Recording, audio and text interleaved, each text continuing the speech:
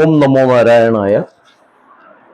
സജ്ജനങ്ങളെ, ഞാൻ Rajesh P Namboothiri, മാണിക്യമംഗലത്തിലും Ashtamangalam Maniyar P Ponnur. ഇന്നത്തെ വിഷയം എന്തെന്ന് വെച്ചാൽ,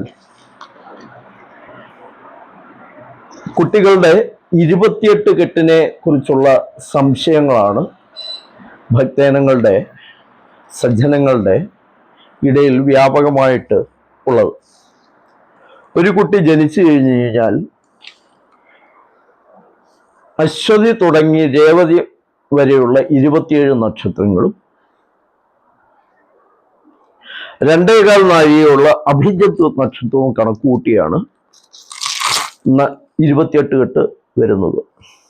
അത് ചിലപ്പോൾ 27ാമത്തെ ദിവസവും ആകാം, 28ാമത്തെ ദിവസവും ആകാം. നാം എടുക്കേണ്ടത് ആ കുട്ടിയുടെ ജന്മ നക്ഷത്രം എന്താണോ, അശ്വതിയിലാണ് ആ കുട്ടി ജനിക്കുന്നതെങ്കിൽ ആ അശ്വതി നക്ഷത്രം വരികയോ അല്ലെങ്കിൽ അതേ രാശി വരുന്ന അവസ്ഥയോ ഉണ്ടെങ്കിൽ അന്ന് നമുക്ക് 28 കെട്ട് നടത്തുന്നത് ഉത്തമമാണ്.